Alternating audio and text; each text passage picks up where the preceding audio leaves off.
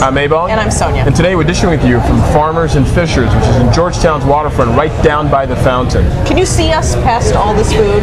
I worry that we've added one more thing, and I don't know if they. And I can't even wait to eat the chocolate-covered bacon. Chocolate-covered bacon. Unbelievable! It's just craziness. I don't even know what to say to that. Does it get better than that? No, it doesn't. Bacon? Last meal. Cheese sandwich hamburger might get better. And that's my last supper too.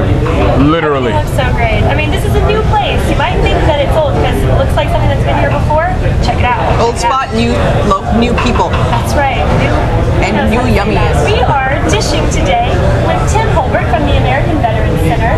He's here to tell us not only about the American Veterans Center, but also about a pretty fun parade that we're all looking forward to come Memorial Day. The Memorial Day parade, right? That's right. So, okay, everyone expects in Washington, D.C. you're going to have a Memorial Day parade. It's the city for that. But how do you guys go about putting together a Memorial Day parade? Well, you know, you would think that it would be the city for that, but just a bit of a background on it. You know, for nearly 70 years before 2005, there was no Memorial Day parade here in Washington. The nation's capital, headquarters of the military. Not since the 30s was there a regular Memorial Day parade. The American Veterans Center actually did the parade coinciding with the dedication of the World War II Memorial in 2004. That was on Memorial Day morning, and we looked around that morning. Mayor Anthony Williams at the time said, you know what, we should be doing this every year. And we said, yeah, why isn't anybody doing this every year? And so we looked into it and brought it back from there, and past 5 years it's grown tremendously. A lot of work, but it's a really, really great event. Who's the Grand Marshal of the parade? Well, it varies every year.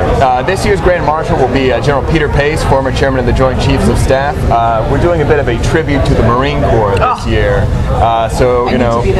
So every year do you choose a different part of the armed services? That's right. We've done it for the past 4 years. We started with the Air Force on their 60th anniversary in 2007, did the Army, and then the Navy. And so the Marine Corps, this is the fourth in kind of a 4-year cycle.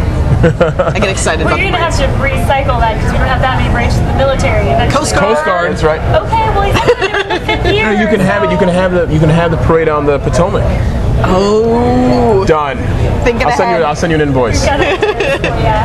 Well, okay, so let's talk about the Veterans Center for a second. Sure. So, what is it that the Veterans Center does other than put on this parade? Well, we're an educational foundation, a 501c3 dedicated to giving veterans and active duty military personnel an opportunity to kind of record their experiences and share them with young people, but also preserve them for the public. We do some documentary work, both radio and video. We do speaker events throughout the year.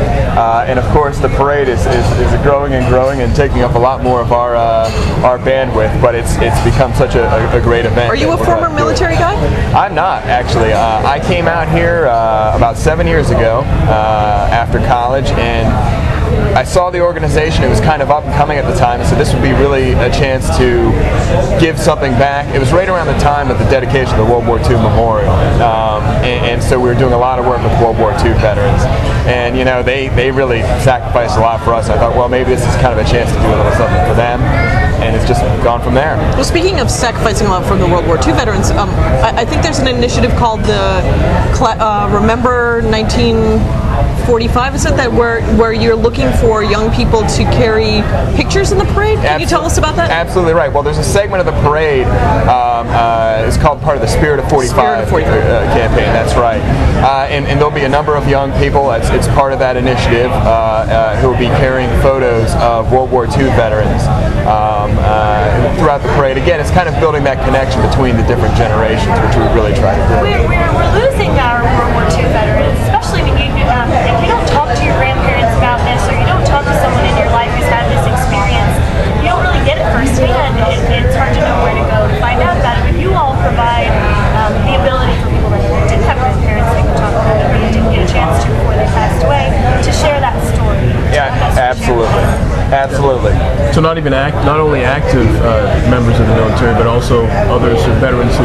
That's right. Veterans of pretty much every generation, going from World War II all the way today. In fact, a couple years ago in the parade, we actually had the last living World War I veteran from the United States in the parade. And how old is this person? Now, I think he's 109. Wow. Frank Buckles lives in Charlestown, West Virginia. And oh, wow. Races in slots. That's right.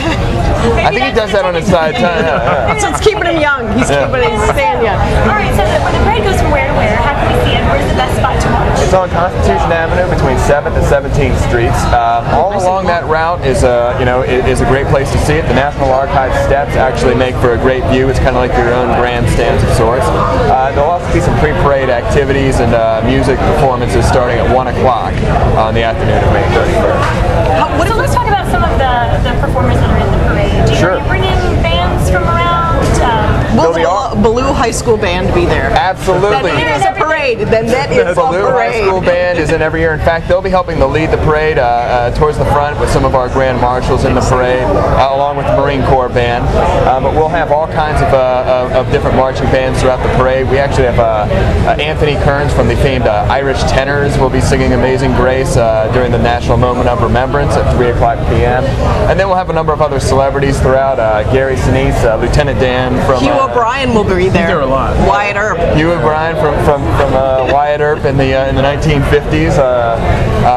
R. Lee Ermey, the drill instructor from Full Metal Jacket. I can't wait to see this parade. It's like all my favorite Marines. A lot of great. You know, 4 of them. I know a lot more than you think. Yeah.